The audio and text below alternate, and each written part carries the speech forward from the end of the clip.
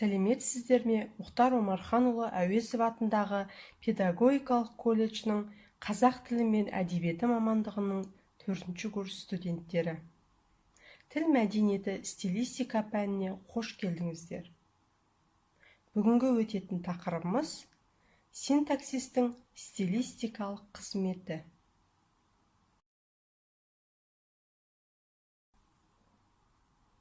Алдымен синтаксис туралы қысқаша мәліметті сызбаға түсірейік.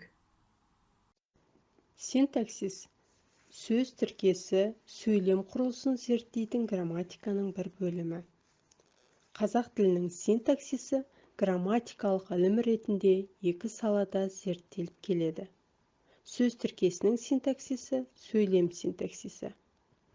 Қазақ тілінің синтаксисін зерттеген ғалымдар Құдайберген Жұбанов, Сәрсен Аманжолов, Сейіл Жиенбаев, Мәулен Балақаев, Төлеубай Қордабаев, Кәкен Аханов, тағы да басқа.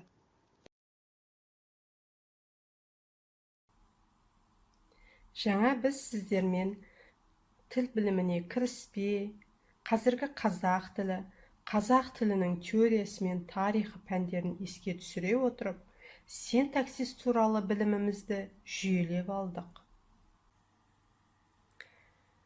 Тілде мағынасыз, мағына білдіруге қатыспайтын нәрсе жоқ. Әсіресе синтаксистік категория мен синтаксистік тұлғалар адам ойын жинақты, тиянақты білдірудің ұйымдастырушы бөлшектері де сөйлем ойды білдірудің негізгі формасы болып есептеледі. Олай болса, стилистика ғылымының синтаксисті зерттеуінің мақсаты не болмақ? Кісінің мақсатты ойын қалайша дұрыс айтуға болады? Осы сұраққа жауап іздеу мақсатымен синтаксис мәселелерін қарастырады. Сонда стилистика синтаксистік тұлғалардың жұмсалу аясын, мағыналық құбылыстарын, кісіге әсерін, экспрессивтік мағыналарын тіл жұмсау шеберлігі тұрғысынан қарастырады. Тілдің ой өрнегін салу қасиетін Ұлы Абай былай суреттеген. Өткірдің жүзі, кестенің бізі, өрнегін сендей сала алмас, білгенге маржан, білмеске арзан, надандар бәхра ала алмас. Толғауы 90 қызыл тіл, сөйлеймін десең өзің біл. Стилистика ғылымы, соның бір саласы синтаксистік стилистика, осындай толғауы 90 тілдің ой өрнегін дұрыс салу мүмкіншілігін қарастырады. Сөз маржанын тани білуді, сөйлемді дұрыс құрай білуді үйретеді.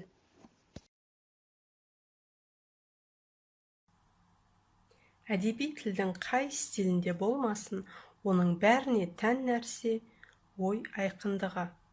Ол үшін сөйлем дұрыс құралу керек. Осы талап тұрғысынан әдеби тілдің сөйлемдері әбден қиюластырылып, сөздері рет-ретімен орналастырылып, синтаксистік басқа да тәсілдер белгілі қалыпқа түсіріліп жазылады. Әдеби тілдің синтаксисін дұрыс бағдарлау үшін оны сөйлеу тілінің синтаксисімен салыстыруға болады. Сөйлеу тілінің синтаксисі әрдайым жүйелі бола бермейді.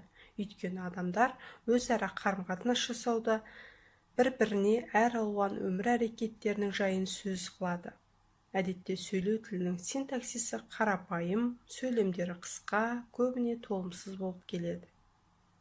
Әдеби тіл халық тілінің ең жоғарғы формасы болғандықтан, студенттер стилистика пәнін әдеби тіл материалдары негізінде игеруге тиіс.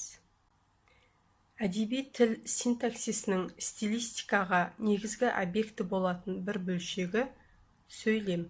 Сөйлем тізбектері бір-бірімен өзара дұрыс байланыста болу керек. Бұл стилистика ғылымының басты талабының бірі.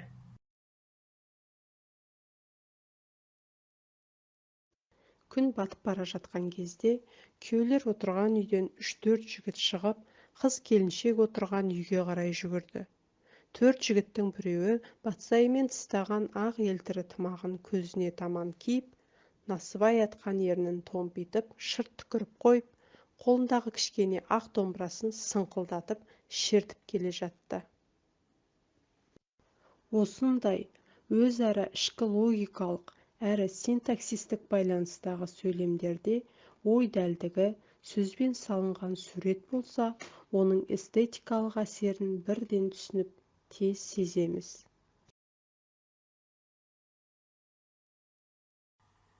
Ал байланыстары айқын емес сөйлемдер қатары айтайын деген ойдың түсінігін ауырлатады, не мүлде түсініксіз етеді.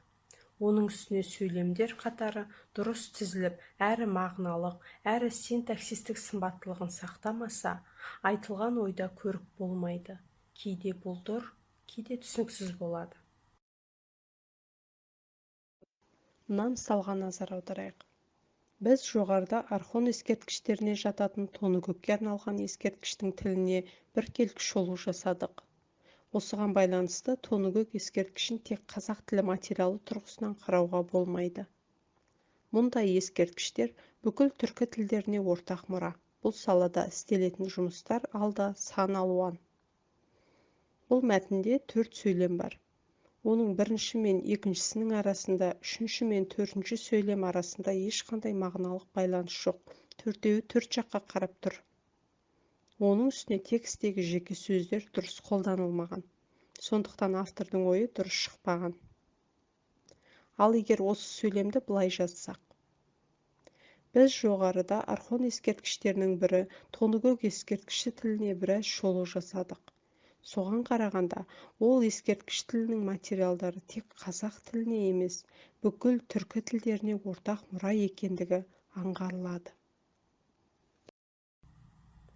Ойы анық, қаламының ебі бар адамның сөзінен сөз туып, сөйлеміне сөйлем ілесіп, ондағы сөздер қатары дұрыс тізіліп, олар әрі мағыналық, әрі синтаксистік байланыста айтылады. Бұл жазу, сөйлеу өнерінің басты шарты. Сол өнерге баулитын да стилистика ғылымы. Сонымен қатар стилистика ғылымының ерекше көңіл бөлетін мәселелерінің бірі синтаксистік синонимдердің қолданылуы.